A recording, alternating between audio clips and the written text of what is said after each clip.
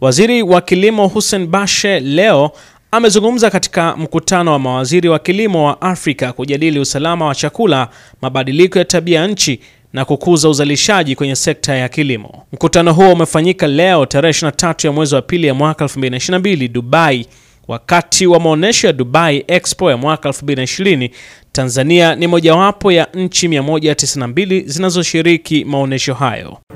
The Minister from Tanzania, Honorable Minister, I know that one of the things you care about a lot is trade and the whole idea of how agriculture, actually we can use agriculture, which you've more recently taken on as that's a portfolio now that is under your charge. How do you see us using, as a continent, using the African free continental trade area in terms of how we collaborate, how can we collaborate to advance that? But more importantly, how do we advance it for smallholder farmers so that they can, so that investments in agriculture can increase, but also so that smallholder farmers can increase the businesses they do, because their business is agriculture. So really, how do we tap into this trade as a continent, collaborate better, and make it work for smallholder farmers? Yeah, when we look at the, and thank for the first panel, because when I was listening to the first panel, I see a lot of conflict of ideas and how we see things. And you rightly said initially, the equity component in whatever we do in agriculture or in development in the globe is very important.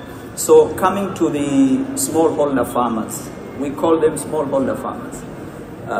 I call them small enterprises because for a very long time the definition of smallholder farmers has been either misunderstood or wrongly interpreted, because farming, whether you have 1 acre, 2 acres, 3 acres, that's a business of that person, and that's what we expect. That person will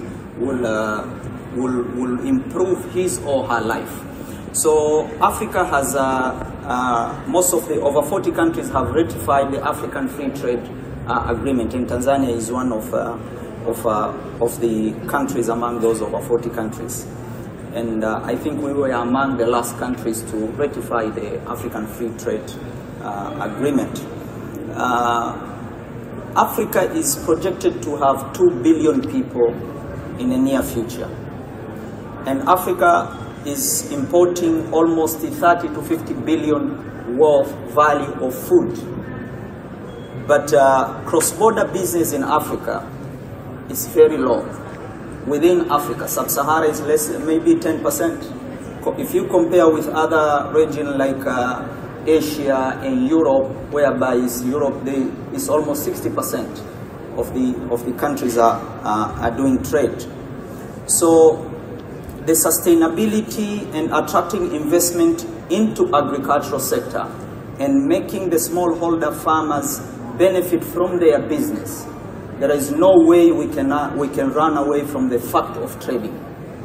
And one thing which African countries need to accept, this is a reality we cannot avoid. And if we accept that this is a reality we cannot avoid, the African continent need to redefine and looking at the comparative advantage each country has and nature each one. We are not competing. We must complement each other to get the benefit of available resources in our countries. If you look our country in Tanzania, we say that we have over 14 million hectares arable land for agriculture. We have 29 million hectares for irrigation. But how much are we utilizing out of that for the benefit of Tanzania and for the world benefit? So this is very important. And if we want to maximize the utilization of the available resources to attain the food security and food safety globally, the policies, the countries in Africa and outside Africa need to sit down and harmonize our policies so that we can trade, so that we can embrace that the government cannot do everything. The major driver of creating this global equity is the private sector. So the private sector need to get a favorable investment area so that they can put their money, and even these smallholders are investors because they have the land. If they have an assured market, there is a favorable policies for them to put their time and investment in those areas to produce what is required on the other area. And always one part of the country, of the Africa will have food surplus. On the other part of the continent will have a deficit of the food. So we need to create this balance by accepting the realities which are in front of us. And bad thing is that, and I'm from Africa, and we think that if the population is going to be 2 billion people, and the global population by 2050 will be 9 billion people, the global demand of food will increase by 50%. These are the statistics which are in front of us. So we need to sit down as an African continent, as a well together, to harmonize our policies and make sure that we realize now the global direction has to change. That there is some other part of the world whereby you cannot increase investment of the capital because the opportunity to produce are either limited or they have already reached at the maturity level. But there is a virgin land and there is a huge population of youth in another part of the world which needs investment so that to unlock opportunities and create the balance we want in the world. So that's what I want to say. For us to attract investment with us in the smallholder fields and the farmers, one, we have to embrace our trade. And I'm happy I had the Eat Foundation. They speak about food very much and the nutrition and the likes. But they will only we will only attain the nutrition and the food security if we understand that food is the biggest business globally, in which we will not run away from that.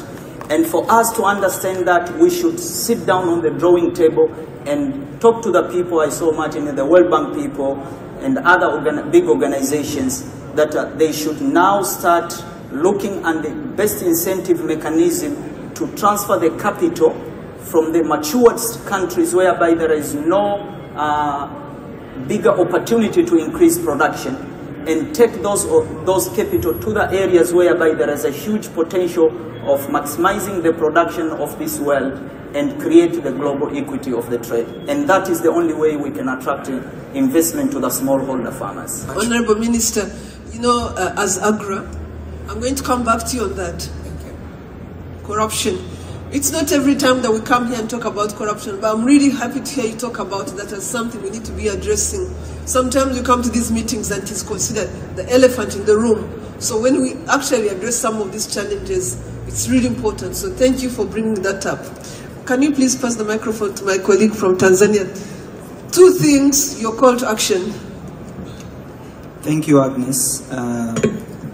One, as I said initially, the food system and sustainability of agriculture, and to make this world safe, there is 2 major commitments as a government. We have decided that we should put much effort, and these are driven by the investment and the market.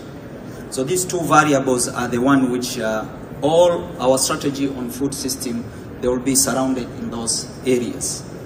One, as a country, we decided that, as my fellow brothers here said, that investment has become, and capital has become very expensive to the smallholder farmers. They cannot attain the interest rates of 20%, 30%, they cannot do it.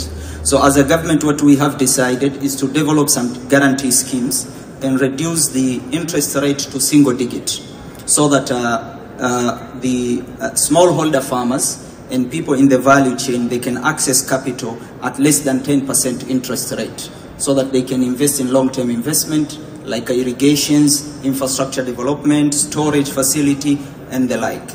On the other aspect is the R&D, research and development, because private sector cannot take their money into that area. So the government has decided to put most of its investment on the research and development, extension services.